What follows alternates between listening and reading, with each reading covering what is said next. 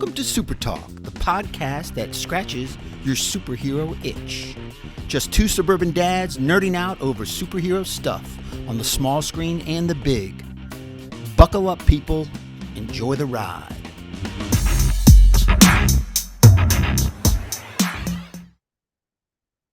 Welcome to SuperTalk, the weekly podcast dedicated to news and reviews of comic book media on the big and small screen. This is episode 147. I'm your host, Brian Professor Pettis, and with me, as always, the illustrious one, Titanium Tony Estrella. I'm kind of sore at you right now. Okay, I'm sore at you, and let me explain why I'm mad at you, Professor. let's go. Because that is a kick-ass Comic-Con jersey, and I slept on it. I should have followed your lead, and I should have gotten that Comic-Con Well, jersey. but we can't go twinsies. But it's such a badass. I mean, it's like a Padres Comic-Con. That's so badass. Number 24 for the year, right? It's 24 year, 24. Yeah, Yep. yeah. I might have to hit the shop after the show. Well, we did spend some time in that shop, which we'll talk about. Let's first thank the listeners who bring the show to us. Those are our patrons. Patreon.com/SuperTalk is how you become a member. Support the show directly by joining our patronship. Patreon.com/SuperTalk is how you become a member. And thank you to all of our patrons out there supporting us in the Ethernet. Absolutely. So our entire episode today is all about our experience at San Diego Comic-Con last weekend. We did an episode earlier this week, and if you haven't caught it yet, it's episode 146. We did a full review of Deadpool and Wolverine, the movie, and our experience in watching the movie at Comic-Con, which was an experience of itself, and a very Could not have scripted our first Comic-Con any better. It was incredibly rewarding. It was spectacular. Yeah. But today we're going to focus on the con itself, the entire experience, travel, logistics, everything that we experienced for the first time going to Comic-Con. And, look, Titanium, you and I walking into this, admittedly, we're Rookies. Absolute rookies. And we knew nothing. Look, we can watch as many YouTube videos as we want. Yeah. We can, go on Reddit and get some tips and all this other stuff. But Nothing until you're there, nothing prepares you. Yeah, and I have been at the San Diego Convention Center for other conferences before, so I was familiar with the landscape and the convention center itself. But this is its own animal, and there's so many things that you and I learned during this trip that will pay dividends in the future when we decide to go back. Yeah, absolutely. We're a little bit older and wiser. We've always been older, but now we're wiser. And it does lend itself to why some of the veterans of Comic-Con enjoy it so much, is because they know what to do and what not to do. They know where they need to be at. Well, they're dialed times. in. Yeah, they're dialed in. And we had to figure it out on our own. And we made some mistakes along the way, which we'll talk about tonight, that are learning experiences. We'll just say that. And we'll discuss how we could have done things differently. But at this, the end of the day, for our first Comic-Con, things worked out pretty well. Oh, yeah. You couldn't have scripted it better. And I mean, I said it before, like, we'd walk out of the hotel to catch the shuttle bus, and the bus would be there and we'd just walk right on. The bus would drop us off at the ferry, and the ferry would be there. I mean, that happened several times. We just walked.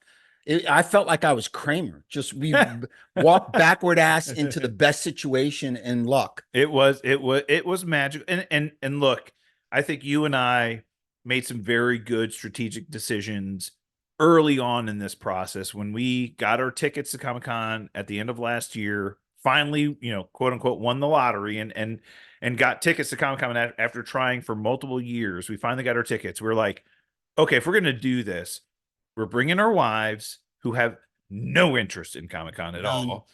And if we're going to do this, we need to do it in a way that's going to make them happy as well. Happy wife, happy life. Right. I'm a big fan of that saying. Right. And it served me well over the, all right. Yeah. So we made hotel reservations the same day we got our Comic-Con tickets.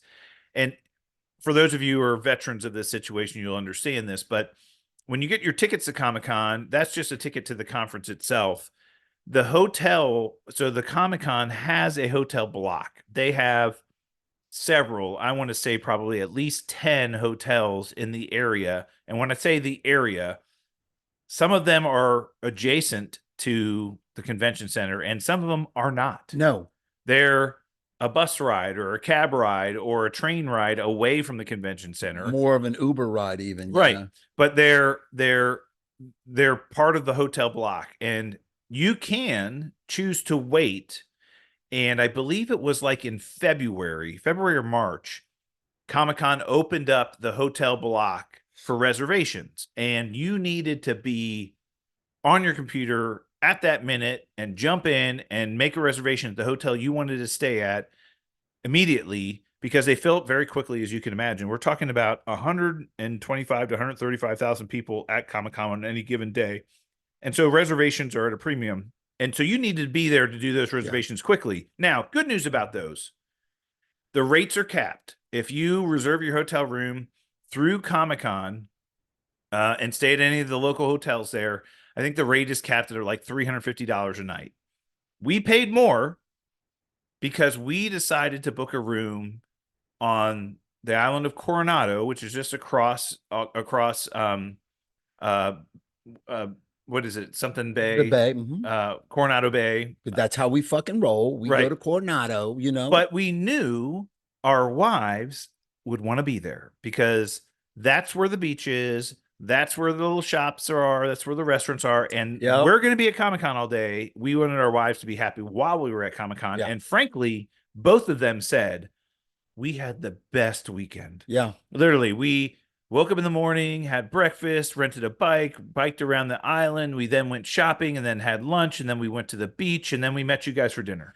Now, logistically, it's a little more difficult for us because it's either a long Uber ride, which drops you off as close as you can get with streets shut down and the crowds, or it's wait for the bus, a bus ride to the ferry, wait for the ferry, catch the ferry over. Ferry is relatively short and it drops you off right there at the convention That center. being said, we got lucky. That being said, while it's a little bit like we're not within walking distance of the convention center, but getting to the ferry and taking the ferry was pretty darn convenient. It was awesome. So yeah, it ended up working out pretty well for us. So again, if you're going to go, Professor, can we get into what Comic-Con is considering? Yeah, we should get into that. So they've been because we're talking about hotels and it has to do. They've been in San Diego forever. For decades. It's a staple. Yeah, it's why it's called San Diego Comic-Con. They've been in San Diego forever. And there are other Comic-Cons around the country throughout the year. There's a New York Comic-Con in the fall. They do San Diego Comic-Con in the summer. The reason why San Diego Comic-Con is so popular and well attended is because that's where most of the studios choose to have a presence and make announcements. And that's the reason why we wanted to go to it. It's not the sex trafficking. Well, that could be for some people another reason why. Unbelievable story. Sex traffickers got busted. The San Diego sting department, sex trafficking department, ran a sting at Comic-Con and busted like 14 people and rescued a bunch of sex traffickers, which is phenomenal, which is absolutely. But it's not just a Comic-Con thing. It's large events like this, Super Bowl, World Series. These things draw this type of crowd, insidious crowd. So they put a sting in. As we joked, you have a audience of a mostly male population that are ripe for opportunity, and that as it comes to that. Yeah, but that's not why you go. No, you go because like we've discussed, since we hadn't gotten into Comic-Con previously, we said, hey, maybe we'll go to New York Comic-Con because it's in like October. Yeah. And maybe you go up to New York City, and that's a very big Comic-Con as well. And we'll talk about some of the things that some of the other cons do differently that we heard from other people that may be beneficial for us to do at some point in time. And we'll kind of talk through that. But Comic-Con themselves, the business of Comic-Con, the group that runs Comic-Con, has approached the convention center and the city of San Diego saying, we're considering moving it in 2027 or 26 Is it 26. 26? They've already locked into 2026. to next year, right? They've locked into next year. They're thinking about moving it 2026 because the hotel accommodations, the crowd is becoming so big. The hotel accommodations can't hold. Now the city and the convention center has said that they're going to be building 1,000-room hotel within walking distance of the convention center, which is great. But we're talking 130. Let's conservative. Let's just say it's 120,000 people. We know it was more than that, way more than that. Estimates are 130, but 120,000 people, and you build a hotel for 1,000 people. That doesn't put a dent into that number. Well, even if it's 1,000 rooms with double occupancy, you're talking about 2,000 people. That's nothing. Correct.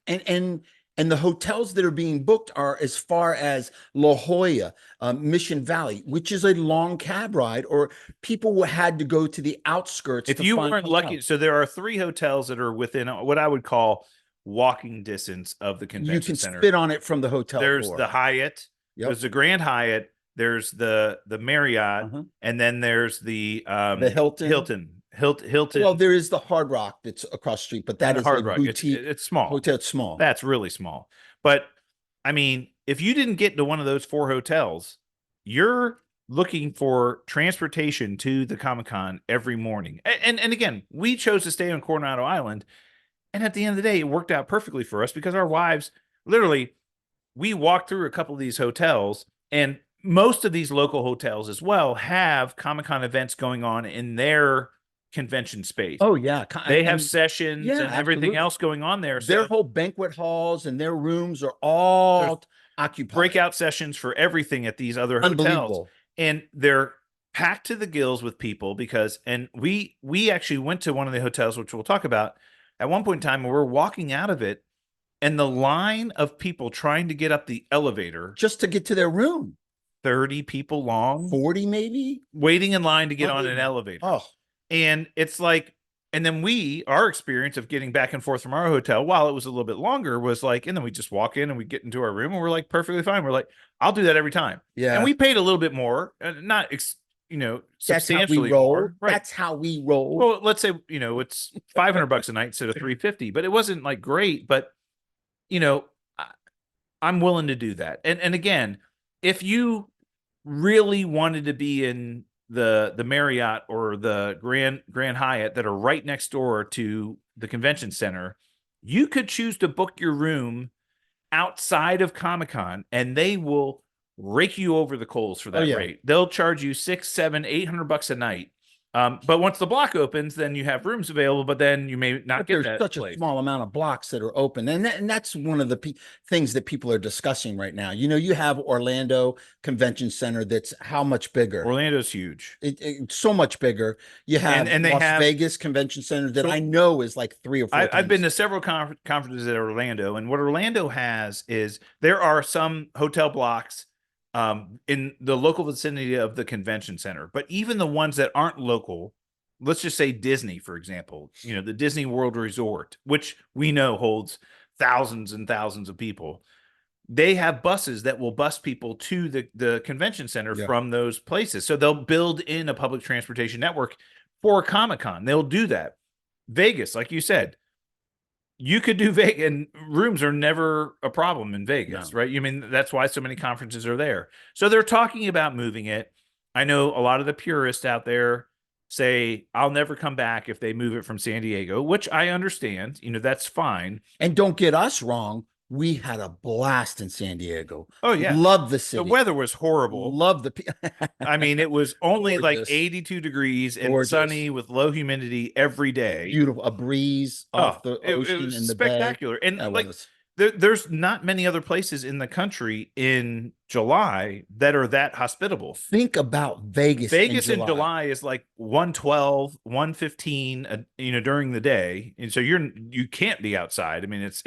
It's like unbearable. Desert hot. Right. Orlando in July. Middle East no hot. Picnic. No. Right? No. There's a couple of other cities.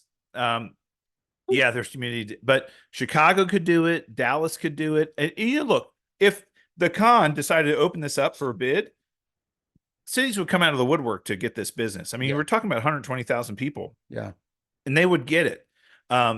So the bottom line is, the con is unhappy with the city of San Diego and the convention center about a lot of the logistics. They're talking about things. I have a feeling that San Diego is going to bend over backwards for them because it's an institution and Yeah, they I don't think want to so. lose it. I Right? do. Yeah. So let's kind of get into our experience. And we touched a little bit on this in our last episode, but Thursday was really kind of our arrival day. We flew out of Washington, D.C. to San Diego. We had an early morning flight, landed around 11:30 in the morning in San Diego. And for some reason, my suitcases didn't arrive, and titanium suitcases did.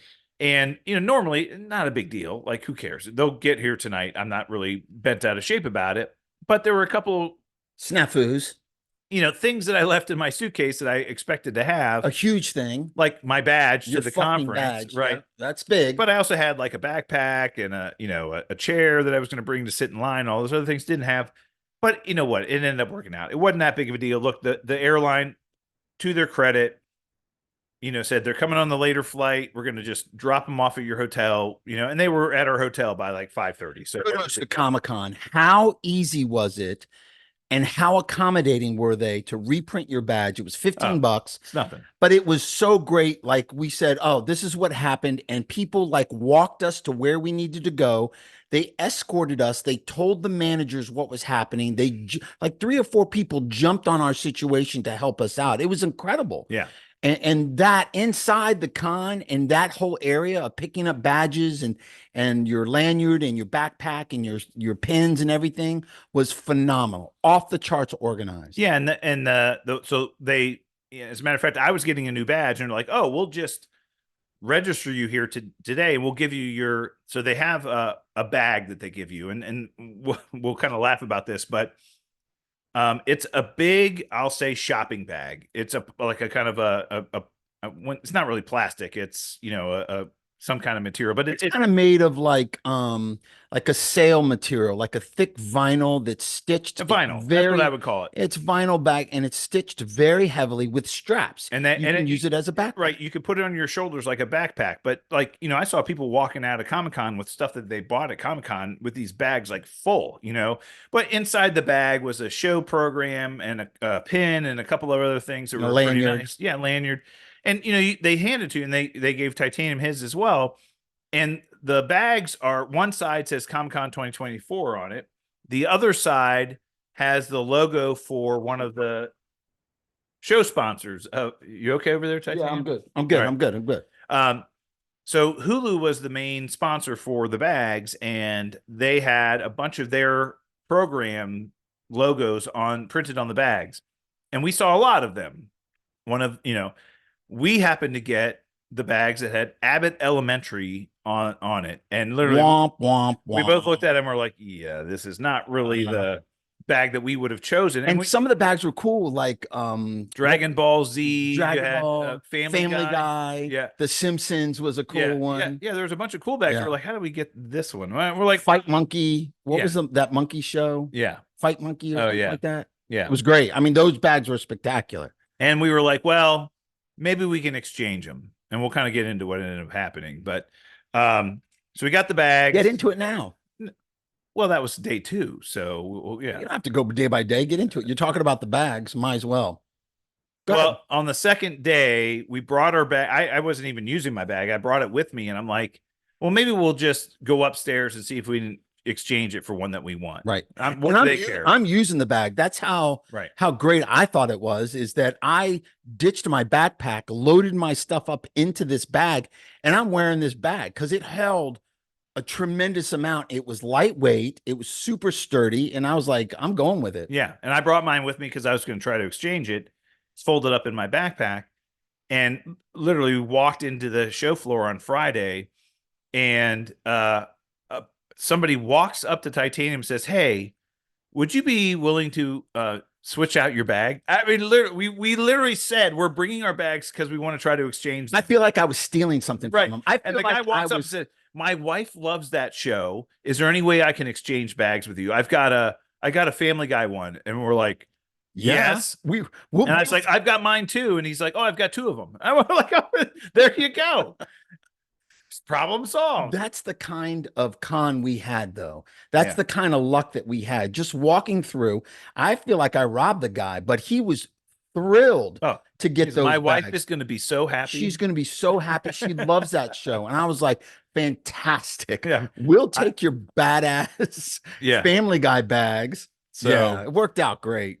we talked about our experience Thursday. We walked around the show for a little bit Thursday, not too much. We just went to the show floor just to kind of check it out. Didn't really do too much that day.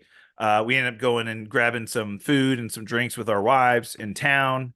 And frankly, that was the only time our wives were in downtown San Diego. They were like, yeah, we're done. They were after on the this. island the other Yeah, time, they yeah. were like, we're done with all this. Let me tell you something. If you sleep on the guacamole in San Diego, you're making a huge mistake. Well, let's just say if you make bad guacamole in San Diego, you should not be making guacamole. No, you got other problems. Right. You got other problems. Right. Spectacular. But and then we talked about on our last episode the experience we had Thursday night of waiting in line for the Deadpool Wolverine session and kind of everything that happened there. But that was just a magical evening. Yeah. Again, we missed out on the drone show over top of Pepco Park after the Deadpool Wolverine premiere, primarily because Titanium had hit the wall.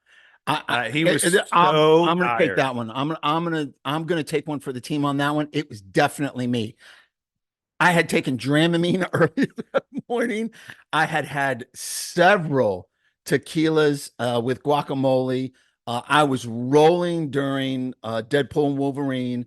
It was late. I think it was like 9:15. No, it was like 9:30 because the show came on at 9:50, 9:40. 9:40 or something like Well, that. it was 9. That's why it was 9:15. I said, "Look, we got to wait around for like half an hour for the show. What do you want to do?" I said, "You want to wait around or you want to leave?" And he goes, "I'm happy to go." Yeah. And we were literally like I hit the wall. going over the bridge to Coronado Island in an Uber, and the show had started. We kind of saw some fireworks and stuff going on, but we missed the whole thing. Well, we ended up like seeing it the next morning on TikTok, and we were like, we were like, oh man, we missed out on Guinness Book of World Record drone show that we missed. Yeah, that we missed out on that. But yeah, but you know, we were 9:30. We did get to hang out with our wives a little bit before night. Oh, funny enough. Yeah. So it was 9:30 our time, local, which was 12:30 a.m. East Coast time, where we had left in the morning. And so my assumption was we were coming back and both of our wives were going to be in bed. So we get back, Titanium heads up to the room. I go into the lobby to grab a couple of things, and my wife calls me. She's like, "Where are you?" And I'm like, "I'm in the lobby." She's like, "Oh, okay, I'll be there in a second." And I'm like, "Where are you?" I'm like, "Where are you?" And they were still at the bar. Yeah. They were at the bar at the Hotel del Coronado, like having the grandest of time. Yeah. And they were like, "Oh, we had the best waiter," and they were playing live music. It was so wonderful. I'm like, I thought you were going to be asleep, so I didn't even think about it. But that's how our first day went. The next morning, thankfully on Friday, we had zero agenda, nothing, zero plans. Right. So it was like we have the day to ourselves. And this was a day that we basically said, look, we don't have to rush over there. We don't have to get there for anything. Let's just take our time in the morning. I had a little work to do. I did that. And then we were like, well, there's a shuttle bus that takes us to the ferry. Let's just take the ferry. We'll see what it's like. Yeah. Walk out of the hotel. Shuttle bus is on the corner of the street. Yeah. As Titanium was saying, it's like, well, okay, here we go. We get on the bus. Drops us off at the ferry. Ferry is right there. Yeah. We buy the tickets. We're on the ferry literally in like 10 seconds. Oh, yeah. And the ferry ride over across the bay to the convention center, you get to see. So those of you who've been in San Diego before, there's a couple of Navy bases just out, one on Coronado Island, the other one on the mainland. And you've got Navy ships like in harbor that are, you know, undergoing construction, but other ones that are active. And it's just a beautiful sight. Gorgeous. It's like amazing. Gorgeous. And then you drive straight across the harbor, the bay and it drops you off literally right in the back of the convention center. Yeah, right there. And one of the things you and I noticed as we got dropped off is there were a couple of things that we kind of heard when we were standing in line the night before, but we didn't really see. There were two things going on in the back of the convention center, or three things. One was they had a carnival back there that was themed for Abbott Elementary. Yeah, Ava Carnival, Ava Fest. Ava Fest. And it was Abbott Elementary themed carnival. And they had, a ride there and some carnival games and a bunch of other things. And we're like, oh, that looks kind of cool. No less than 150 people standing in line Oh to yeah, get in. it was packed. Well, Packed. they would only let a certain number of people in at a time, and when people left, they let more people in. There's 150 people waiting in line to get in that day. Crazy. A carnival. Yeah. And I literally looked at Titanium. I said, what could they be giving away in that carnival that would make you want to stand in line for like an hour and a half? Like And tchotchkes, little games. You would play the games of throwing the rings, and if you won, you got like a thing. But it didn't cost you anything. It was all promotional giveaways. but you and I agreed that there could be nothing that we'd be giving No, away no, that no, would no. make us want to stand in that line. I know. And then we're no walking chance. around. There's a animation domination thing that was going on. It was like like Adult Swim, Adult animation Swim. down. Yeah. It was like a blow up Inflatable stuff. inflatable car, like where you had inflatable slides and you know, obstacle course and a bunch of other things. And we're like DJ and some other right. things. Like, oh, that looks kind of cool. Probably another 150 people like in this long line I trying couldn't to even get see in the there. end of the line Right. to get in there. There was a person holding up a sign with the end of line sign for to get into the animation, domination, whatever thing was. The only thing that we probably would have done had we even thought about it, but one of the breweries, which one was it? Do you remember? Voodoo. Voodoo was had rented a pirate ship, and you could go on the pirate ship and you could sample some of their cocktails, and there was their beers. Yeah. And the line was maybe like only like 15, 20 people long. We could have done that if we wanted to. We're like, yeah, screw it. We'll just go into the con, you know, whatever. So we end up walking up the stairs to the back of the convention center and get into the Comic-Con, and we go down into the show floor. And I had a bit of a mission in the beginning. I brought a bunch of my comic books to the show to be graded. So CGC, the comic book grading company, had a booth there. Yeah. They have a booth there, and they have a service. You can mail your comics. How many books did you bring? I brought 6. So you can mail them. And what books did you bring? We'll reveal that in a later episode. Okay, so you want to do the unboxing? Yes. Okay. Yes. So okay. I had brought a bunch that I've always wanted to get graded, and I could have brought a lot more, but I was like, look, I got to transport these in my suitcase. For those suitcase. that don't know, the professor has a fuck ton, and that's a literal term. Fuck ton of comic books. Well, I brought 6. And a lot of them are ones. A lot of them are worth some coin. I brought 6 of them, and the 6 that I brought, so collectively, the value of all of them was about $1,500 to $1,600 for those 6 comics. As far as you know, until they're graded. Right. I mean, that's the value estimated value, right? But you can mail them to them, which they'll do the grading when you mail them. But you could also, they had a show drop off, and I'm like, well, I'm going. I'll just drop them off at the show, and you can do that. So we went and dropped those off. That was super easy. It couldn't have been easier. And they basically sign them over and say, yep, you've dropped them off to us. They're good. And we will do one of our episodes when I get them back. We will unbox them on our episode, and I'll show you what grades I got for the comics that I sent in. Yeah, that'd be cool. And which comics I got graded. So anyway, actually they were kind of one of the guys that was doing it was kind of excited about a couple of them that I handed off, and I was like, oh, that's kind of cool. We did that, and then we're like, okay, let's do a loop. And the show floor is freaking enormous. Yeah. And I would say a bulk of the studios and publishers and networks all have their booths in, I'd say, like the center. And then as you move your way out to the ends of the show floor, that's where a lot of the vendors are, individual vendors and some other things that are going on. And we're like, well, let's just walk the show floor. So we're like, we're going to do like an inside loop, and then we'll do an outside loop, and we'll just kind of see what's around and whatever. I would say at one end is Artist Alley, where predominantly artists that are doing drawings and stuff, and you can get stuff signed from big time artists to smaller indie artists. They do 2 things there, which one of the guys that we met in one of the restaurants told us is like, or no, this was in line on Thursday night.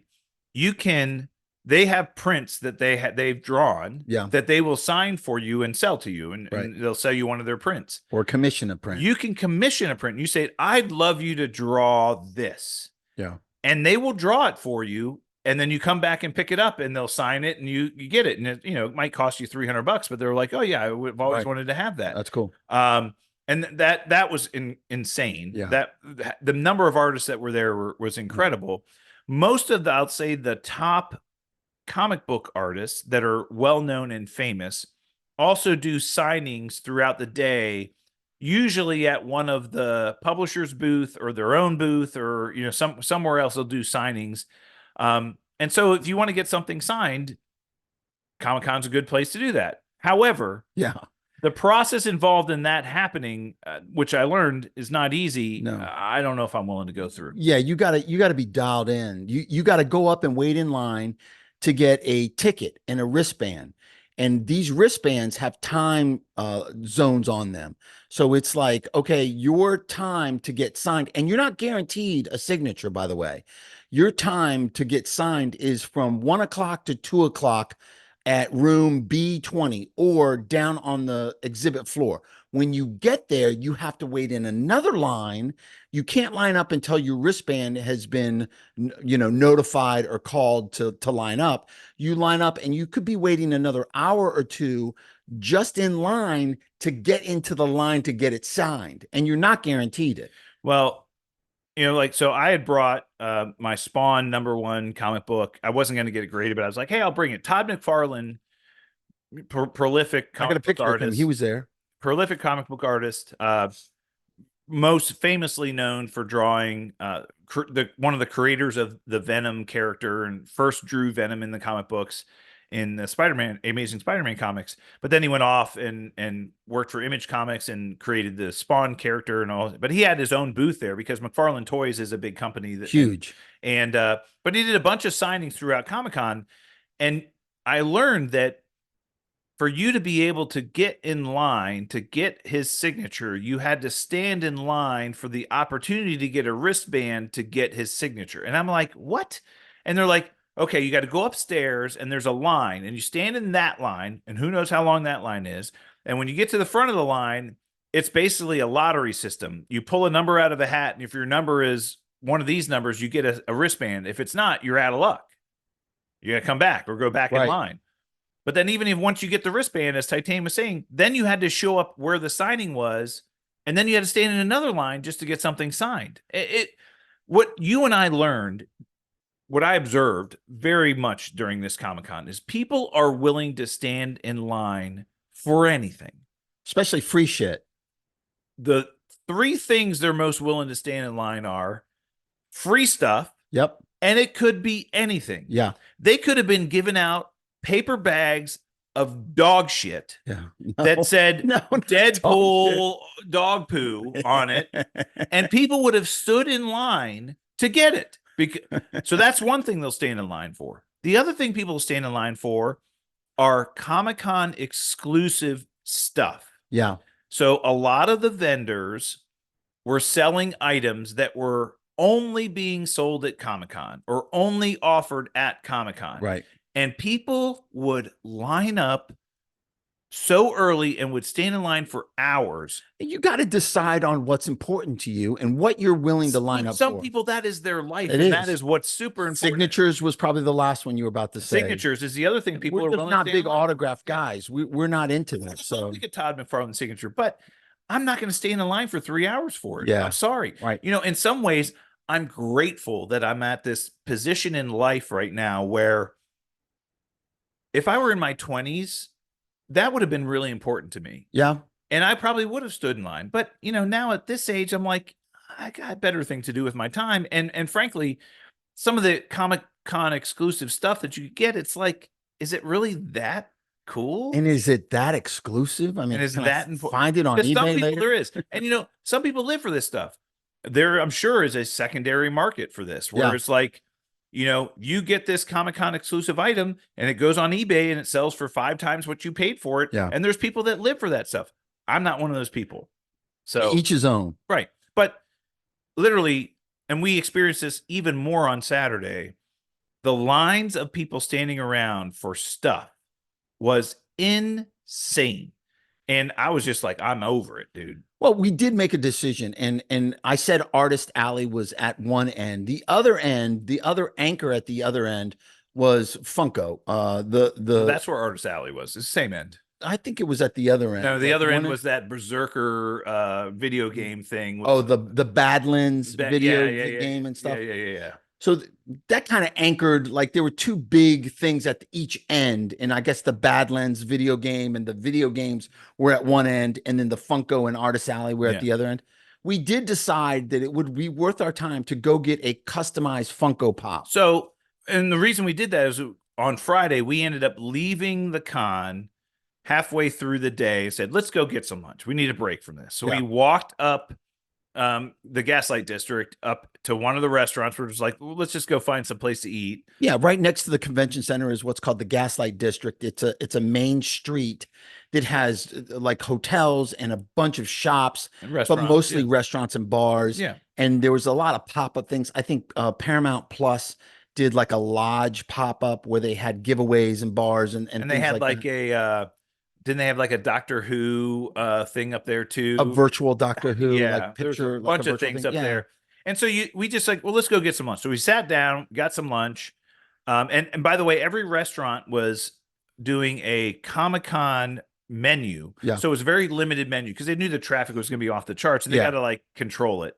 And as a matter of fact, the people that sat down with us, it took them like 45 minutes for them to get their burgers or whatever. It's kind of crazy. But they told us, they showed us they had gotten these custom Funko Pops made. Right. There's like, they're doing custom Deadpool and Wolverine Funko Pops. You can design your own, make it look like you and whatever. Yeah. And we're like, that sounds like fun. Yeah. So we go down to Funko Pop. The line to do this is not that long. Right. Matter of fact, the biggest pain in the ass was getting your account on Funko created so that you could get the thing done. It was like a massive pain in the butt. You had to go online, give them your information, create an account, and then design your Funko Pop online, submit it, get a confirmation, and then you'll get a text back of when your Funko Pop is ready. And then you pick it up right there, which was great. Well, we had to wait in line a little bit to pick it up. Yeah, but it wasn't that big. It wasn't that big of a deal. But it was like, hey, it'll be ready in like 45 minutes to an hour. We're like, okay, well, we'll just keep walking around. Yeah. So we walk around some more. We see some more stuff. We're kind of looking at things, and again, what there is to see there. I was expecting more. Is that when we ran into Bo? Yeah, Friday. Yeah. Yeah. So I was expecting to see more like announcements from studios or, kind of panels and things like that they would have at their booths. And there really wasn't a lot of that stuff. And it was a little bit like just hectic. It was just so hectic in the show floor. Well, we end up getting our text. We buy some t-shirts for our kids and a bunch of other things that we're buying. And we come back and we're like, okay, let's go get our Funkos. So we stand in line and there is a sea of people walking by us as we're standing in line at the Funko Pop. Oh, it's bizarre. Yeah, it was like this. And I was like, this people, and I kept seeing this. I was like, where are these people coming from? I'm like, did a session just like let out or something? Did like some big thing let out? And they're like, oh no, though. They want to get in line for the Funko stuff. And I'm like, what the are you exclusive Comic-Con Funko. So Funko Pop was selling exclusive Funkos that were only offered during Comic-Con. Right. And to buy one, you had to have won a lottery ticket, again, that you probably stood in line for, to get in line to buy the exclusive Funkos. And you were given a time window to do that. Right. So there were people that were doing that throughout the day. Well, at 5 p.m., they opened the line up to the public. And there were no less than 150 people. More than that. Walking around in a circle around the Funko Pop booth because security won't let them just congregate and try to force their way into line. They're like, you got to keep walking, keep moving. So these people were just walking in this massive circle. It was literally like, it's crazy. It's like sharks circling, a school of fish. No, it was like musical chairs. Like they were waiting for the clock to tick to 5, and then whoever was closest to the door could jump in and get their exclusive Funko Pops. And the security people, poor security people, they were like, keep moving, don't stop here, keep moving. And then eventually we're like almost getting our stuff, and the people were walking by, and the guy goes, "We only have minis left. Only minis." And everybody's like, and the whole crowd dispersed first. And they're like, we don't want the minis. But I mean, just like, oh my God. But that was Friday for us. And we got our exclusive Funkos, which was great. Another observation for Friday, walking through and looking at all the exhibits and things, is how sad was the Star Wars booth? Oh my God, dude. I mean, So you could go What to was any it? other booth. Demon Slayer? Is that the Yeah. animated booth? Demon Slayer. I guess it's a hot show. And We're there's not, a video game that they yeah, made from it. we're not huge anime people, but anime was huge there. Ton of cosplay anime, ton of different booths from companies that had multiple franchises in the anime genre. Demon Slayer was another one, kind of packed, always a crowd there. Nothing in the Star Wars. Well, right across There were from like Star Wars, 4 people, there was a booth for Godzilla -1. -1, and they had like a Mecha Godzilla there and a Godzilla in a costume, and there people were walking up getting their Godzilla statues and pictures getting taken there and everything else. merch. You walked by the Star Wars booth, there was a couple of Mandalorian there. There were like a Darth Vader. couple other characters there. People were not stopping It was to crazy. get their picture taken with these people. Yeah, It was I mean, empty. And this goes to show you what Disney has done with that IP. probably the most valuable IP in the world. They have destroyed it, and people just aren't excited about it anymore. And we're not saying this because we hate Star Wars. We're big. I Star do Wars. right now. So well, we're big Star Wars fans, although it has lost some serious luster with their fans.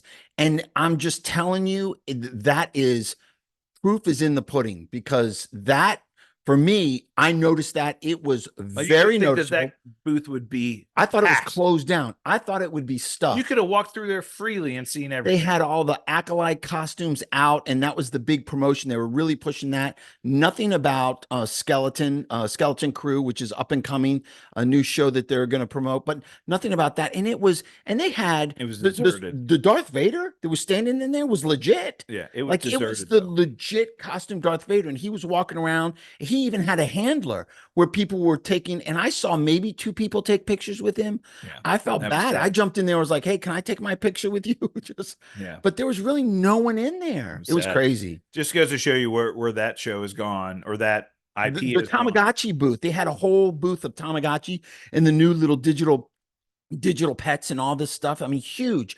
It was packed. And it was literally diagonal from the Star Wars thing. And I think you went and got your daughter a Tamagotchi. Yeah. On Friday afternoon when it wasn't that crowded. When we went back there Saturday, there were You 100 couldn't get people near in it. line. You couldn't get near it. And there was another booth. I can't remember what. I think it was like Hallmark was selling like these exclusive Comic-Con figurines at like display figurines at the Hallmark booth, and that line was off the charts. Even the Ultraman booth, because there's a new Netflix series, Ultraman show, that's an animated show that's coming out. They had a whole booth, and they were selling Ultraman stuff. And I love Ultraman as a kid. I grew up with it, but Yeah. I bought a little old school figurine for Ultraman, and it was packed. There were a lot of people there, and it was just shocking. And the DC booth had a lot of traffic. They had Even though they sold out of they had everything. a lot of signings, but they sold out of everything. Like the one thing that Titanium wanted was the shirt with the new Superman logo. That was sold out on Friday already. That was kind of crazy. Yeah, I mean, we saw that Sony Pictures. So Sony Pictures, they're actually the producer of the Boys TV show, and they were doing an exclusive fresh printed Boys t-shirt giveaway that was exclusive to Comic-Con. It would say Comic-Con 2024 The Boys. Yeah. And we were like, "Oh, let's get in that line." And they're like, "Yeah, no, the line's capped. You can't get in the line anymore. We're done for it." And he's like, "Here's what you need to do. Yeah, listen to this. You need to follow us on Instagram. Follow this thing on Instagram, Sony Picture Television or whatever on Instagram. We're going to announce on Instagram when the line times will be for the next day. Then you need to come back here 50 minutes prior to that time to get in line, to start getting in line. And then we'll give you a wristband once you're in line, and then you can be in line for the giveaway." And I'm like, "No, I'm not doing that." For a one color, and they were screen printing them. So they had one color, they dump the ink, they'd run the screen across, they'd flip it up, they throw it in a heater for 2 seconds, and then hand it to you. Right. One color, blue shirt or black shirt, white print, or red and that was print, it. Right. I mean, I was like, nah. Yeah, it's like those are just, you just waste your whole day doing stuff like that. Yeah. And again, there are people that it live could be for that important stuff. to people. And when we went back there on Saturday, we're like, "Oh, let's see if there's anybody." Oh, there were like people again doing a circle around the booth waiting to get in line for the thing. And I'm like, "Oh my God, it's like insane." So that was our Friday. We ended up leaving at a reasonable hour Friday. We had dinner reservations with our wives back at the Hotel del Coronado, which, by the way, one of the most beautiful and exclusive properties on Coronado Island ever. I mean, the property itself is amazing. And the restaurant we ate had a view out the back of the ocean, and then we finished dinner, like we had cocktails, and some girl that our wives had met was getting engaged, and then congratulations, by the way, if you're watching. We ended up having dinner, and then we came back, and they had gotten engaged, and we saw pictures of their engagement, and then there's a guy playing live music. It was awesome. Yeah, I'm like, do I want to be in San Diego downtown right now? No, I'm perfectly happy at this moment. Whole place is under construction though, and will be for the next year and a half. So it's got a lot of scaffolding. It's gorgeous. It didn't take away from our experience, but the hotel itself under construction has scaffolding all the way around it. Huge construction. A lot of paths and things are blocked off, and a lot of areas are blocked off. So you kind of got to traverse your way through there a little bit, but it still was spectacular. It was awesome. Yeah, and it was right across the street from our hotel, which was great. So then Saturday, we kind of had a loose plan. We're like, well, we really don't have a lot to do today on Saturday. And again, Saturday's the big day of all the big presentations in Hall H. Yeah. And as we were leaving Friday, we took the ferry back Friday, and where everybody lines up to get wristbands to get into Hall H is on this little peninsula right next to where the ferry drops you off. Right. And as we're taking the ferry, it's like a city park out there. We were taking the ferry over in the morning, and people had already started camping out in line for wristbands that morning. Yeah. They had umbrellas, they had chairs, they were all sitting there crazy in the morning. And as we were leaving, the line had gotten even bigger. And we're like, these are all the people trying to get the wristbands, because they give away the wristbands for Hall H at 8 p.m. on Friday night. We're like, yeah, we ain't doing that. Yeah. So we're like, okay, that's not happening. So we're like, okay, Saturday, what are we going to do? Let's go over. We'll see the show floor again, see if there's anything new that's Saturday. Maybe some of the booths have restocked some of their stuff, and maybe some of the stuff that's out. Oh, before we go into Saturday, Friday, we were walking around the Marvel booth, I believe, and we ran into Bo DeMeo. Bo DeMeo is one of the executives and writers of... He's a writer of X-Men 97. X-Men 97, that animated show that is absolutely spectacular. We ran into him. We got a picture with him, and we're talking to him. He could not have been nicer. More friendly, nice, friendly, wanted to hear about our show. Him and his partner were there. I believe it was his partner. They were so nice. They were so great to us, so gracious. I gave him some swag. We talked to him. He's like, we're rookies, Bo. Any advice? And he told us, he goes, get there early Saturday. Saturday is the day that it is insane. It is crazy Saturday, because most people don't go Wednesday, Thursday because they're working, or Friday they're working, but they come for the weekend. They go Saturday and Sunday. Those are the crazy days. Plus Saturday is the big cosplay day. That's when they have the cosplay contest at different booths and outside. They do big cosplay. So everybody comes in cosplay on Saturday. So get there early if you want to do anything. And we were like, well, we'd love to do the Marvel panel, but we're just too old. Our bodies can't take sitting in line for days. We just can't do that. He goes, I agree. There's only certain things that I would stand in line that long for, and that's not one of them. And the other thing we did Friday before we left was we wanted to get official Comic-Con swag. Funny enough, the Comic-Con shop to buy Comic-Con swag was not in the convention center, was not on the show floor. It was at the Marriott next door. So we walked over to the Marriott. And again, surprisingly, I was kind of thought that what was over there was cool. They had the official Comic-Con shop, which we bought some stuff over there, went to the store. Right next door to that. Well, it's not really a store. It's more like a pop-up shop or whatever. Yeah, it's like a meeting hall or a banquet hall converted into a shop. Yeah, it was crazy. And huge. All the swag was there. And then right next door to that was a tabletop game place where you could play all kinds of tabletop games for free. Digital games, yeah. And then right next to that, they were having video games with a video game thing. And you could go in and play video games, and people were telling us, oh, all you have to do is like win the game once or twice and you get a pin. And I'm like, oh, that's kind of cool. And then right next to that the Stern Pinball Company, I'm a big pinhead. I mean, I love pinball. The Stern Pinball Company had rented out another place, and they had like 40 pinball machines in there that you could More, play for yeah. free. They had banks. They were all like kind of facing each other like stars, and they had several of them throughout the banquet hall. And so we went in there. And they were promoting the new Jaws pinball machine. Yeah, There was a and new and Jaws the John Wick pinball and the machine, John Wick pinball machine. which they had just come out with. But I mean, I played pinball for free for like 45 minutes. I'm like, this Yeah. is better than walking Pretty the cool. show floor right now. In So, the air conditioning, oh yeah, it was great. no So crowds. we did that, and then we ended up heading back. But then we were like, okay, we need to get there early tomorrow morning. So we woke up pretty early. We were in the show floor probably right around 9 o'clock. Yeah. It opened at 9. We got there like We 9:15. Kramered the bus. We Kramered the ferry again, just backwards ass Yeah. walked into a great situation. Right. Yeah. Got there pretty early. And we get down there, and it was packed Oh yeah, already. early. Packed. Now, Titanium's point. The cosplayers were out in force. There was a ton more there that day. Some pretty cool costumes that you could see. Everybody was dressed up.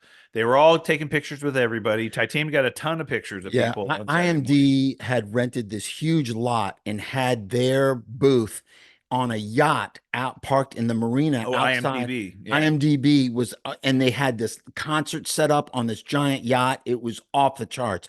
So that was going on. Music was blasting. It was crazy. Yeah, and literally we got there in the morning. We walked around the same show floor again. Nothing new. Nobody had restocked anything. Everything that was out was still out. I mean, Yeah. and even more people standing in line for more stuff, which we had no idea. And we're like, by like But 10, great cosplay, great Yeah. people watching. But like spectacular. 10:30, 11 o'clock, we're like, yeah, I don't need to be here anymore. Yeah. And we said, well, yeah, we don't need to head back now. We kind of can, but let's go over to one of the neighboring hotels and see what's going on over there. So we walked next door to the Hyatt, and they were having sessions over there, and looked up the schedule. I'm like, oh, they're doing a session on. And by the way, as we're walking over there, the line to get into Hall H was right next to us as we're walking by it, and we see people continuing to walk into Hall H, and we're like, oh, people are still getting in. And it was like 11 o'clock. Yeah, I was like, that's weird. And I was like, I wonder how they're getting in. And Titanium's like, well, they must have wristbands. That's the only way they're getting in. So they must have wristbands. Yeah. And part of me was like, yeah, maybe we should ask. Whatever. Well, we go over to the Hyatt, and they're having a session starting in like 10 minutes of a new show that's coming, animated show that's coming on. Just missed the Lois and Clark panel. Right. Yeah. Right. But they were having a new one. Everybody still loves Chris. So there was a show. Hates Chris. Still hates Chris. Yeah. There was a show that was Chris Rock. Chris Rock produced a show about his childhood called Everybody Hates Chris. Hilarious. And it was on TV for like 6 years, and then it like got canceled. Well, now they're bringing it back as an animated show, and a lot of the same actors are playing voicing the characters, like Terry Crews. Yeah. I love Terry Crews. He was there on stage, Yeah. and Chris Rock, did a video thing and all this other stuff. And we're like, oh, this is kind of cool. We sit through it, whatever. It was interesting to hear about them talk about the show and the revival. My dogs were barking. I mean, Yeah. we had been walking for 2 days straight. My dogs were barking, and to Just sit, to sit in a in giant chair. air conditioned, comfortable And that chair room in was this- huge. It was massive. I would say it was half the size of Hall H, and maybe a third of Hall H. It was huge. massive. And we got in there and we sat and we listened to it. It was hilarious. A lot of fun. They showed clips from the animated series and we laughed. Chris Rock did an introduction and talked a little bit from a video. It was really cool. Yeah. And then we were like, okay, we did this. Let's get out of here. Yeah, we were telling our wives, hey, maybe we're going to come back. We'll meet you for lunch. We'll do all this other stuff. And we come out of the Hyatt. We start walking down to the ferry, and we're like looking over at the Hall H line. We're like, let's just go ask. No one's in there. Like there was no Nobody in line. line. Nobody's in line. Let's Nobody's just go ask. So we walked up to the guy who's like in front of the line for Hall H. And I said, what is this line for? He goes, it's Hall H. And I said, how do you get in? He goes, oh, it's not even full. You can just walk in. And we were like, you said, what's the capacity at? And you're like, he's like, oh, it's like 95%. He said it's only at 90% capacity. You can get in right now. And I'm like, are you kidding Are you me? shitting me? And it's late. And we It could was have like done 12:15. that. We could have done that instead hour of doing ago. that. Yeah, an hour We ago. and that's one of the lessons we learned. So if you stand in line for a wristband, you can then camp out and get a really close seat up in Hall H. And then you get into Hall H first. And people do camp out to get in early on Saturday. But you got to stay there all day. Right. You stay or all night, you know, and then you there in the morning when they let you in. But you cannot leave Hall H once you're in. Right. But we never even thought to ask, can we get into Hall H? We didn't even think about it. And we should have. We should have said, hey, we want to go in. And we could have been sitting there all day, but we didn't. So we get in this line, we get through, we're like, oh my God, we're going to get into Hall H. So what the line is there's a weaving line that's very long. It's kind of like a Disney ride. It's back and forth, back and forth, back and forth. But at the end of that are 4 chutes, and each chute holds 50 people. And they put 50 people in each of the chutes, and then they let one chute at a time in so that they can count people, and it's an orderly fashion. It's not just one streaming long line going in. They put them in chutes, so they put in 50 people at a time, 50 people at a time, and that's how they do it. So one chute is full about 50 people. It was only like 25 people, actually. Well, at the end of it, it was 25 people were and then leaving. they put us in the second chute, and we were like 10 people back. Yeah, and we were like, you know, let's just hang out. Let's stay. Let's. Yeah, they're letting people in. Yeah. Well, they had just stopped letting people in when we got there. Right. And we're like, they're like, well, as people come out. So the thing about Hall H is if you get in the morning, you sit in your seat, you have your seat for the entire day, but you get a bathroom pass, and they have other things where you can scan out, but they let you come back, but you have to come back within an hour or your seat is gone, those types of things.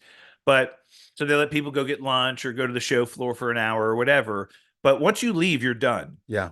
And there were a bunch of sessions earlier on that were like, well, these are some pretty popular topics. There was like we were betting on the Star Trek session. Star Trek. Our philosophy was the Star Trek session.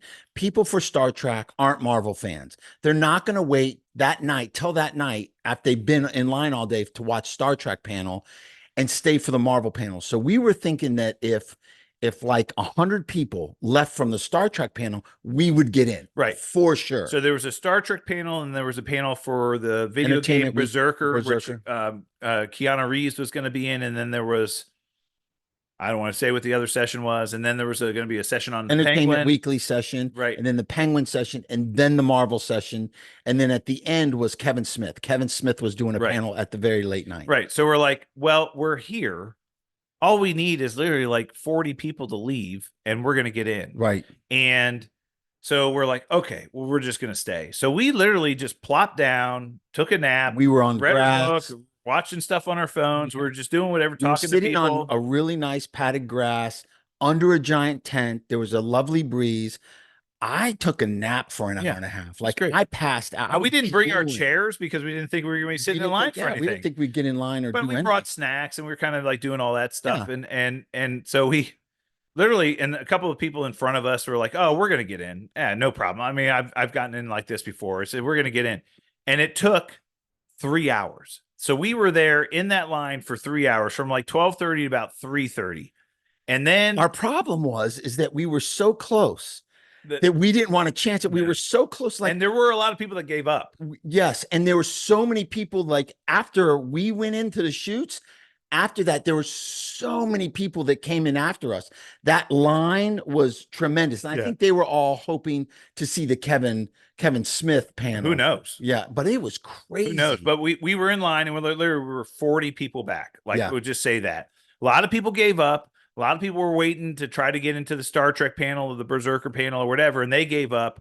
And we're just like, we're not leaving. No. We're now we're here. We're vested. We're already here, and we told our wives we're not coming back. We're in line. We might get in. All this other stuff. And then we're watching these guys. I mean, they're like talking, communicating with people. Like, who were we letting in? How many people were we letting in? All this other stuff. And finally, they let like 15 people in, and it was such a buzzkill because like a bunch of people walk in, and then they stop the line, and that's it for now. We're like, oh my God, no. And then eventually we did get let in. Unbelievable. Yeah. They let in the rest of that first thing, and then they let in our shoot. And once I got past that guy, I was like, I'm not leaving. Yeah. And it took us, look, Hall H was packed. Yeah. It was packed. The only seats available were not great seats, or obviously in the back, in the corners. We walked around, and, of course, there's 2-3 seats opened up in a row, and they're like, oh, no, we're saving them. Or, oh, no, somebody's coming, whatever. Nobody's going to give up their. There were a few single seats here and there, but we wanted to sit together. Yeah. So we made that sacrifice, but we still had pretty good seats. They were fine. They were fine. They were fine. Yeah. But so we were in, and we got to see the entire For Penguin panel. 6,500 people in that room, our Yeah. seats were pretty good. Yeah, they weren't bad. But there's 6,500 people there for the Penguin panel, and that was pretty cool. Colin Farrell was on via Zoom. Yeah. But he's then filming they had something in Spain something. or South America. Yeah. But he was on via Zoom, and then the rest of the cast and the director and the showrunner were all there talking about the Penguin Yeah. series that's coming out on HBO We Max. saw an exclusive trailer Yep. for the Penguin. Very cool. Spectacular. That was great. And then the next one was the Marvel session. Yeah. So Yeah. we were there for the Marvel session, and it started a little late, maybe like 10, 15 minutes late. But Kevin Feige walked out, and But before the session started, this is kind of freaky, and not a lot of people, I haven't heard anybody talk about this yet. Before the session started, in front of us, I would say about 15, 20 minutes, 15, 20 rows above us to the left, near the curtains, there was this smoke and a lot of smoke and stuff. And everybody was like standing up looking like, what's going on? And there were people And the behind us who guy was like, I'm not leaving. fucking leaving. He goes, I don't care if the place is on flames. I'm not leaving. I'm not leaving here. I don't care if the place is on fire. And I was like, it can't be serious, because the security people around what was happening weren't moving. They weren't leaving. And they people were using their phones and taking People were pictures of all. Yeah. Later, we find out it was the Fantastic Four ship that they had brought out. Yeah, the Fantastic Four car that they had brought out that was going to be. The machine went off a little early. Yes. I guess. Yeah. But they were handing out tickets, so we got some tickets, and we were like, "What are these tickets for?" We have no idea. And they were handing tickets out. We're like, "Oh, these are kind of cool." But then the session starts, and Kevin Feige comes out. They start the session with a Deadpool and Wolverine musical act. They got the choir up there singing Like a Prayer. Yeah. It was and a lot of Deadpool and Wolverine characters walking around the room. And Feige comes out, and he basically announces to everybody that as of about a few minutes ago, Deadpool and Wolverine is the highest grossing rated R movie opening weekend of all time. Yeah. And this was Saturday. And the Marvel franchise has peaked surpassed $30 billion. $30 billion. Yeah. Yeah. Which is incredible. Yeah. So that was a big announcement he made. But the Marvel session was insane. First one was Captain America Brave New World. Yeah. And they brought out the entire cast. Yeah. It was crazy. The entire cast was there. And a little bit embarrassing, but yes, this was a big panel. The second part of it was a little embarrassing, but the right after they brought the main cast out, they showed an exclusive new trailer. Yeah. Well, they talked a little bit everything. Anthony Mackie was somewhat annoying. Yeah. He's a sweet guy, very high energy, but he's super annoying. I mean, just annoying as shit. Yeah. But he thought Comic-Con was the place to make fun of his castmates. That was just crazy. Yeah. He was annoying as shit. But Espini, who's the guy? Giancarlo Esposito was out there. Giancarlo Esposito came out, and he announced who he was playing, what his character is. Sidewinder. Yeah, he's playing the Serpent Society leader, King of the Serpent. Yeah, really cool, because no one guessed it. Everybody had all he's Bridge, he's this, he's that, but he came out and said it. And well, you looked at Kevin Feige and said, "Can I say it?" And Feige said, "Yes." He goes, "I'm playing the King of the Serpent Society, Sidewinder," and it's a big announcement. That's cool. And then they showed a trailer.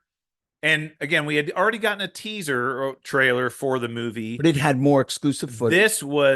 This trailer gave you a lot more about the plot of the movie. Absolutely. So they talked about the Celestial in the Indian Ocean, and they call it Celestial Island, and everybody wants the resources from that island, because on that island was saying that. So this was Harrison Ford saying that in the trailer. And so we got to see some interaction. He's speaking in front of a big group of individuals, and he says, Celestial Island, we usually fight over this for a while. We set up shop in it for a while. We try to get, but it belongs to everybody, and it has a resource that everybody is going to benefit from called adamantium. Yeah. And so they did release the fact that the adamantium is on Tiamat Island, right? Yeah. So that was big in the trailer. They call it Celestial Island. Yeah. But we got the kind of the scene where who's the other super soldier? Eli Bradley. Eli Bradley, yeah. He kind of goes a little crazy, and we kind of got that, and then we see a meeting between Sam and the president, and he basically tells him in this trailer, he says, "I need your help. I want you to reform the Avengers." Yeah, and he's like, "What?" He's like, "What?" He said, "Well, we haven't always seen eye to eye, but I need your help. I want you to reform the Avengers." And he goes, "Well, what if we don't agree of how the Avengers should be used? What about the happens then?" Sokovia Accords? Yeah, Sokovia Accords, you kind of put a nail in the Avengers. What happens if we don't agree where we should go? And then we see a lot more of the Sabra character, the female, I can't remember the actress. She's like the number 2. So they clear the room, and it's Anthony Mackie and Harrison Ford speaking, but they let her in the room, and she's like his main guy, right? Which I think she's definitely sent it right. Something's up. But we see some scenes of him flying around in his new suit, going supersonic, and taking out some fighter planes. It was super awesome. And then there was a scene of Harrison Ford at the White House in front of the presidential pulpit, and there's an attack happens. And he goes down, and then he rises up, and it's the Red Hulk, and Titanium went. I lost nuts. my shit. I lost my shit. I went nuts because the Red Hulk, it looked so good and so savage and ferocious, like a savage Hulk, like it should be. And I lost it. And I went nuts. And so did the crowd. The crowd was going berserk. And that was one of the highlights for me, was absolutely seeing the Red Hulk in that. And it got me fired up for this movie. To be honest with you, I was on the fence, just like I'm on the fence with the Thunderbolts, and still are, but I'm not now for Captain America: Brave New World. That Hulk scene of seeing him, and the Hulk looked phenomenal. It was huge, savage, and it looked amazing. Yeah, and the voiceover of most of the trailer was done by Tim Blake Nelson, the actor that's playing the leader. So obviously the leader's very. We saw in the airport. He was at our gate in the airport the next morning, which is kind of funny. Yeah. But yeah, he was on stage as well. But then he plays the leader, right? Mm-hmm. But then the Harrison Ford after the trailer, it was awesome. And I'm hoping they release this online shortly. I mean, I would assume they would. It hasn't been released online yet, but I'm sure Marvel will. It was a great trailer. Oh yeah, it was, and it really got you excited about the movie. It gave you a little bit more insight into what the movie's going to be about, and got us excited about it for sure. But the fact that he's going to be reforming the Avengers potentially in this movie makes it geopolitical. And there's no way Falcon, can take out the Red Hulk by himself. He needs help. So we'll find out who else is a part of the team. I think we're going to be surprised. There's got to be some shocking, that they did not reveal, but still. It looked great, and I'm very excited for that. And the Red Hulk got me so fired up. Oh my God. Titanium stood out of his chair and put his fist in the air. It was like, he was so excited. I was like a little kid Saturday morning, and the Justice League came on. So funny. So that was, and then Harrison Ford came out after the trailer.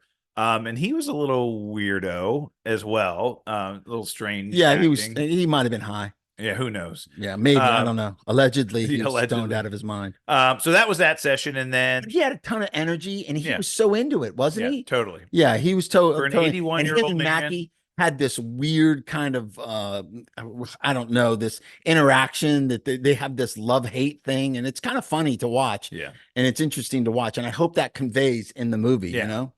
So that's the next movie coming out. So basically, Feige was like, "Look, Deadpool Wolverine's in the past. It's out right now. Hopefully you all go see it." But he said, "I want to talk about everything that's coming out next year." So it was Captain America: Brave New World. Then the next movie coming out is the Thunderbolts. They brought the Thunderbolts cast out on stage, and then very funny. What's the guy who David Harbour? David Harbour came out, walking out in his Red Guardian outfit in character. He's like, "Look, you guys look so ridiculous, but we're one great big team." And he looks up at the stage. He goes, "Forget the Avengers. We're the team to beat." Right. He's like, and he looks at the stage. He goes, "Guys, we said we were dressing up. How come we're not dressing up?" I sent that email. It was hilarious. It was hysterical. David Harbour's fantastic. He was the highlight of that panel. Everybody else was like dead, boring as shit. Oh, he except was for Florence Pugh looked gorgeous and she was adorable. She looked gorgeous, but David Harbour carried that panel. He awesome. was absolutely It was hilarious. great. And they have a new logo with an asterisk at it, and you don't know what the asterisk is. And Kevin Feige wore a Thunderbolts hat to one of his panels earlier in the day, and people were asking him, "Is that the Walmart?" I guess his son had asked him, "Is that the Walmart logo?" And it's not. They're bullets that form an asterisk, and it has some kind of meaning. The cast actually asked him, "Can we tell everybody what the And he said, asterisk means?" And he said, "No, we can't no, disclose you're that not yet." disclosing that. But they showed us a trailer, first teaser trailer for the Thunderbolts, and what we see is we see Yelena Belova and the Red Guardian kind of reuniting, and Red Guardian's not had the best of what's been going on in his life forever. But eventually, they all get sent on a mission, individually, like a Black Ops mission, right? They get sent on a mission into this government facility. It looks like something. Warehouse. And they all end up being there. We see a fight scene between Yelena and the captain, or the what's his name now? It's not the captain. Taskmaster. No, Captain America. The other Captain America. What's his name? U.S. agent. John. U.S. agent. So we John see Walker. A fight between him, John Walker, and her, and he's shooting at her, and she's got some briefcase, and they're like fighting, and then we see Ghost show up, and then we see Taskmaster show up. Which, by the way, their new costumes, their new outfits are all badass. But they're all fighting each other in this thing, and then we see Bob. It's like a warehouse, and all of a sudden the doors shut, and they get locked into this, and they're trying to fight each other, and then they're like, "Wait a minute, stop! What are we all here for? What are you guys doing here?" All of them say we were sent here on a mission, right? Except for Bob. He's like, sent here. He says, "I've been here for a long time." And he's in some kind of like medical outfit or gown. Right. And he's got this straggly long hair. And obviously it's the guy that's playing Sentry, we think. Right. But they call him Bob. He's like, "I'm Bob." And he doesn't participate in the fight. He's kind of cowering behind things. Right. It's very weird. And then they show that like the room that they're trapped in is actually a launch bay. And there are these rocket engines that come out from the ceiling and start firing off. And basically they're now tasked with escaping, and living through this. And you see them all trying to get out and all this other stuff. And then you see a few other scenes with them together, and they're in an elevator together, and a bunch of others. You see the Winter Soldier take his arm out of a dishwasher and put it on, and all this other stuff. It's underwhelming. I mean, even the trailer. I thought that trailer was very similar to the first Captain America trailer we saw. Just kind of a teaser. Didn't really give us much about what's going on, but it was enough to get me interested. Not my feeling. I think that Thunderbolts. Underwhelming is the best word that I can use. I did not. Yeah, it was cool, and some of the elements of it. It didn't give away any plot. It really didn't give enough to get me excited about it.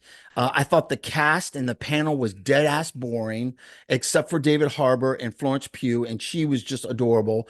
But the rest of the cast was kind of boring. Didn't really add anything to it. I'm not excited about this yet. Hopefully, I will be. It seemed very Suicide Squad-y to me, where it seems like Val's putting together her own team of like a Suicide Squad. That's what this is. She was there, Julia Louis-Dreyfus. Louis-Dreyfus. Yeah, she was there on the panel, but still, I don't know. Maybe I need more. We'll have to see more. Yeah, we'll have to see more. And it was obviously an early look. But as far as the panel concerns, like what was so spectacular about that whole night, that part was underwhelming, and probably to anybody else that just saw that part, it was awesome. But for me, as retrospective and looking at the body of work that we saw, that was underwhelming. Yeah, right. And the next panel was the Fantastic Four panel. Here we go. It was Kevin Feige brought out the director Matt Shakman. Obviously, we all know him from directing WandaVision, and he said, "Look, the entire cast is in London. We begin filming on Tuesday. They're there hard at work in pre-production." Well, this was Saturday. They were filming, I think, Monday. Tuesday. Was it Tuesday or Monday? They said Tuesday. We start filming on Tuesday. Everybody's, sorry they can't be here. You saw that they posted something on Instagram saying they're sorry they weren't going to be able to be here, but we brought Max Shakman out. So they brought Max Shakman out, and he basically was saying, look, we have reimagined the Fantastic Four. This is in an alternate universe, in a retro 60s kind of timeline, a futuristic timeline. And we drew um, uh, influence from a bunch of things that were happening in futuristic views of the world that were happening in the 60s here in the US back in our decade. What it reminded me a lot of is Tony Stark's Expo. Yeah. You know that The like Stark Expo. the Yeah. Stark Expo, the future of whatever. Right. But it was real. Like Right. a 60s retro city that was modernized with technology and modern things like flying cars and things, but still stuck in that 60 Yeah. kind of vibe. But he said, look, Like George Jetson, the yeah, Jetsons, you right. know? He said we've just done some prefab and pre-production. We haven't even started filming. We don't start filming. Shots and things Yeah. like that. He says, but we've cobbled together a few things to kind of show you what we think this movie's going to be about. It was spectacular. And it was like It was like a teaser trailer. It was a teaser trailer. And they had obviously done enough work to put this teaser trailer together. But you see a scene of Mr. Fantastic teaching a class, and he's like, well, this equation shows that the multiverse is a real thing, and there's parallel Earths existing on the same time, And he says, "Do you guys want to see something blow up?" And then they all said yes. Yeah. And then they show them kind of walking around, and it's really kind of a spacesuits, a retroactive introspective to the Fantastic Four. I believe they've already said that this is not going to be an origin story. No. That we're not going to get them going into space and getting their powers and coming back. They're already going to have their powers when we meet them. But this is something that would kind of give you a look back into how they got them. And they showed a little bit of that. It reminded me of an old like 70s Coca-Cola commercial. Right. The way that it was clipped, the way that it was cut, it was shot in like an 8mm camera. Old school, right. kind of fuzzy, moving around. No. And it was done by the Baxter Foundation. Right? Yeah. But it was real city scene. But it showed them, getting in their spacesuits and getting on a spaceship and blasting off and all this other stuff. And it was really, and one of the cool, and they had this funny thing with like the match game where they, some girl was like interviewing guys on a panel, like on a dating show, and she chose the thing, and he's like, he's like, here we go. So that was kind of funny, and you get to see a little bit of the interaction between all of them as characters. But then the end of the trailer was like their room inside of the Baxter building. And you see Herbie, the robot, vacuuming, and then Galactus, the face of Galactus, comes up into the window of the building, and that's how the trailer ends. Unbelievable. Yeah, that was cool as shit. Really cool. It looked really good. It looked really cool. Like that was shocking. Like everybody lost their minds when that happened. And then Feige comes out after the trailer. He goes, well, to be honest with you, the entire cast is here. So they were all there. They all came out on stage, and it was really nice for them to be there. We felt that they were going to, do a big cast announcement. A little awkward, their conversation, but you could tell Pedro Pascal really has a handle on the whole family. And that's something I think they really wanted to emphasize, is that this is a family. This is a family, and he's really pushing that. And you can tell that he's really starting that vibe, getting that vibe. I hope it plays off in the film as a teaser goes, it was enough to get us excited about the movie. Yeah, absolutely. So this movie comes out a year from now. Mm-hmm. It premieres the weekend of Comic-Con next July 25th. Yep, next year. Weekend of Comic-Con next 2025. year.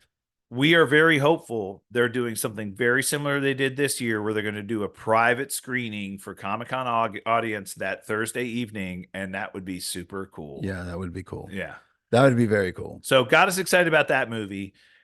And then, that was the end of the movies coming out next year. Those are the 3 movies on the schedule next year. And he goes, well. And then that Fantastic Four, like drone, kind of inflatable drone, flew across the screen. Car. Yeah. It was a hover drone that was a balloon that was flown by drones. Like at halftime at the Caps game or a hockey game, they fly those things around. Then they drop the Chick-fil-A coupons from them. Yeah. It was like a little drone zeppelin.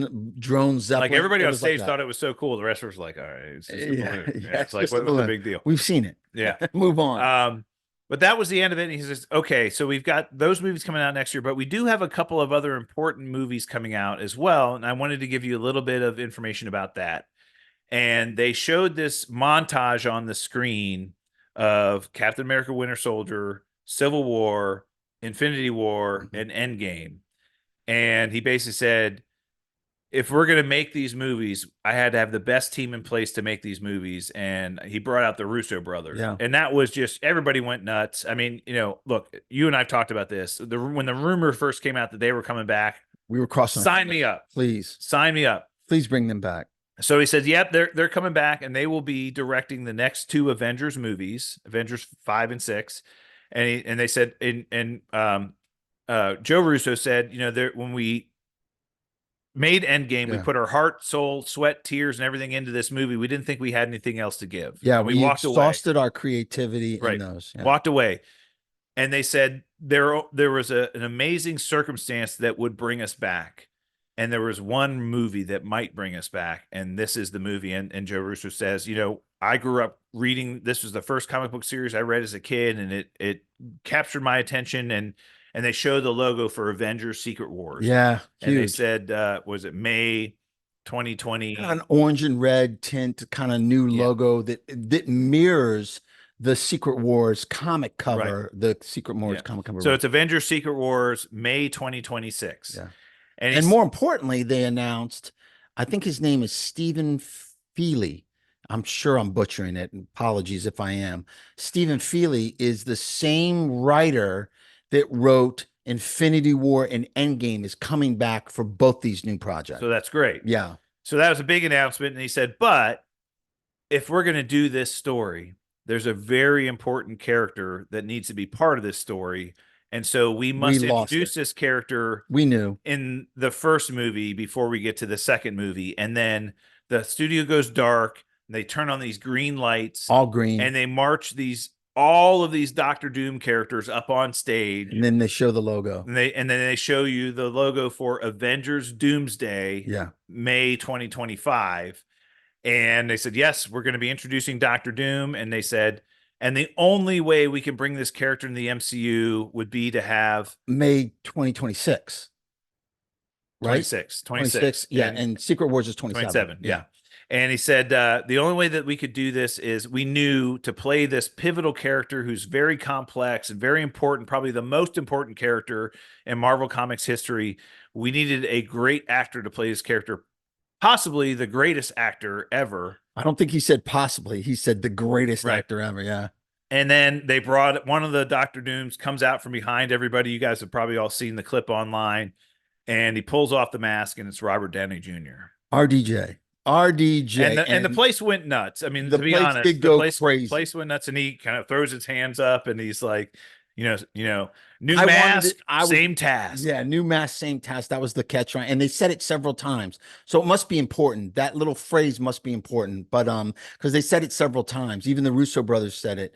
And the place went crazy. I went crazy. I was really hoping for Cillian Murphy. That's who I wanted. You know the meme now, right? Is that Feige said, "Get me that guy from Oppenheimer," and they got the wrong guy.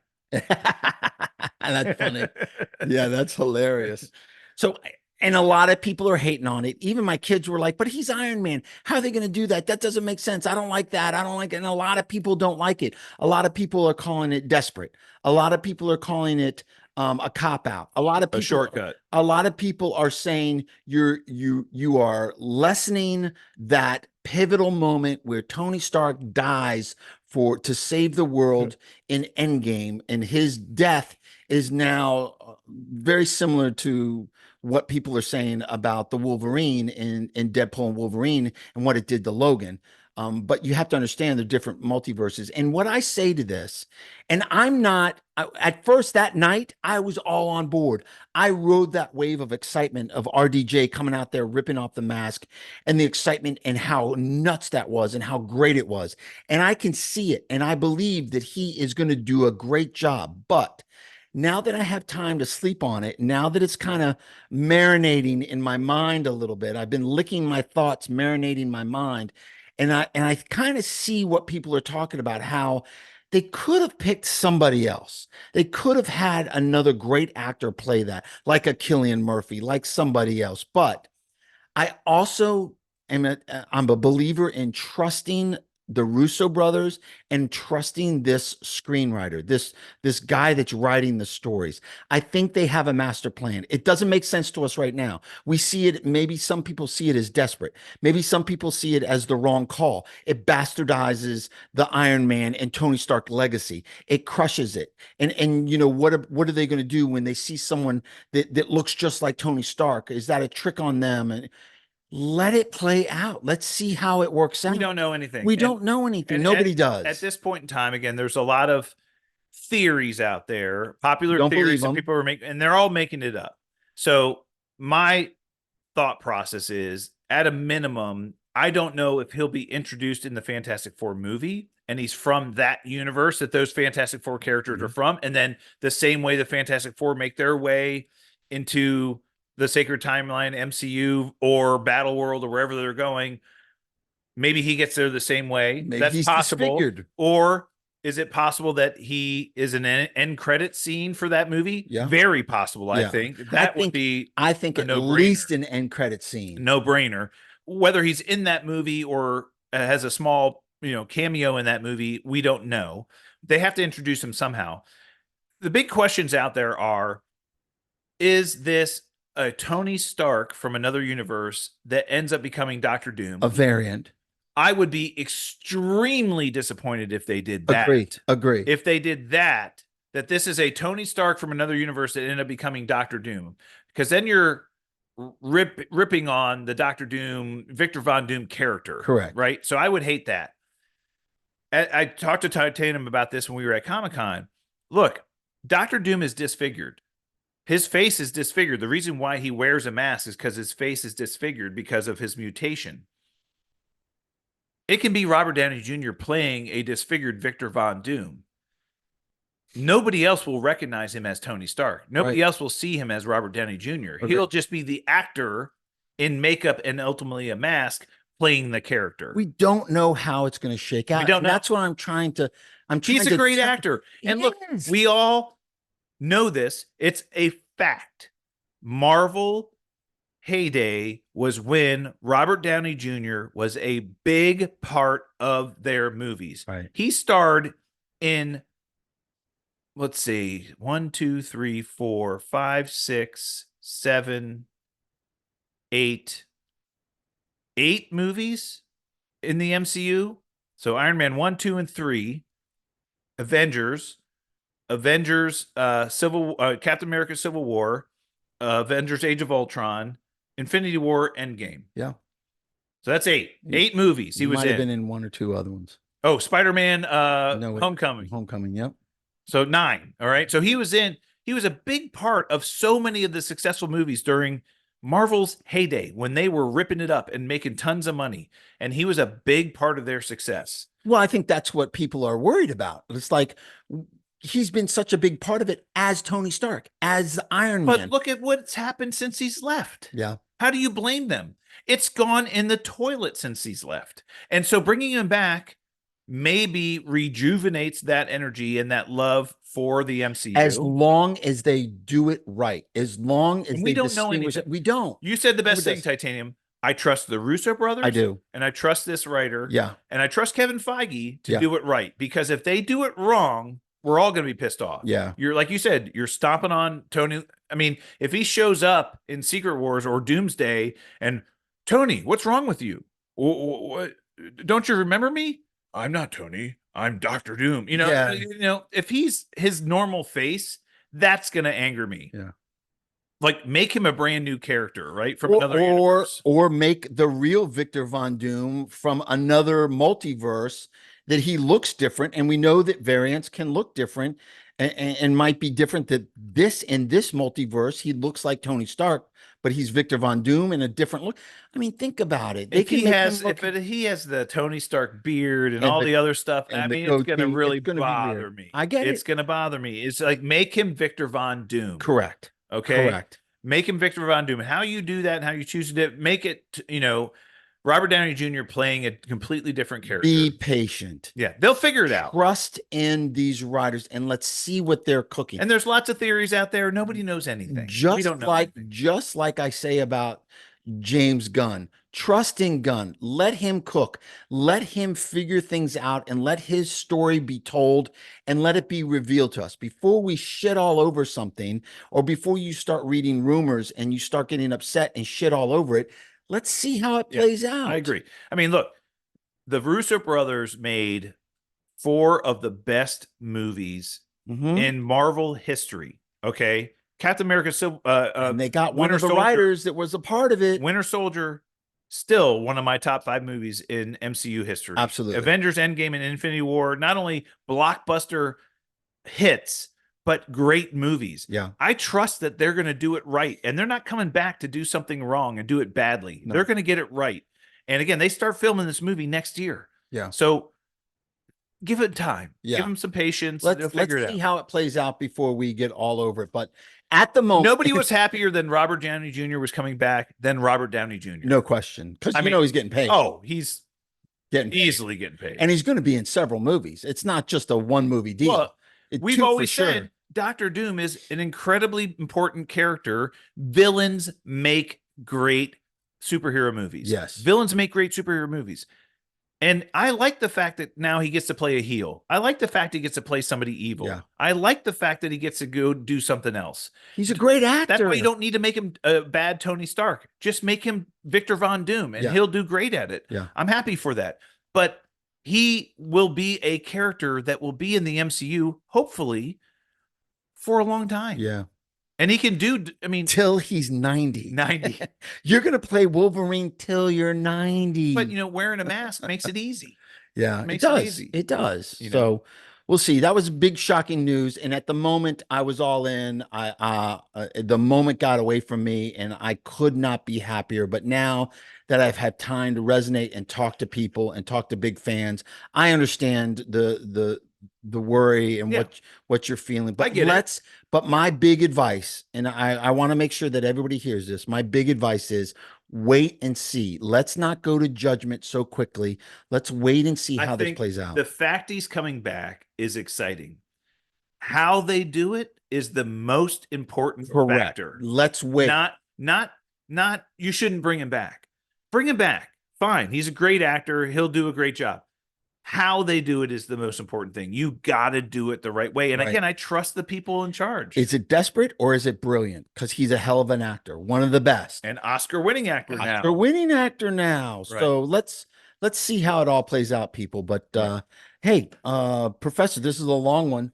This is a long one. Let's ring the bell. Right. School is over. That's it for us this week. We'll be back next week for more Super Talk. To get in touch with us on social media, hit us up via email, supertalkpodcast@outlook.com or @supertalkpod on Twitter. And still then, stay super, everyone.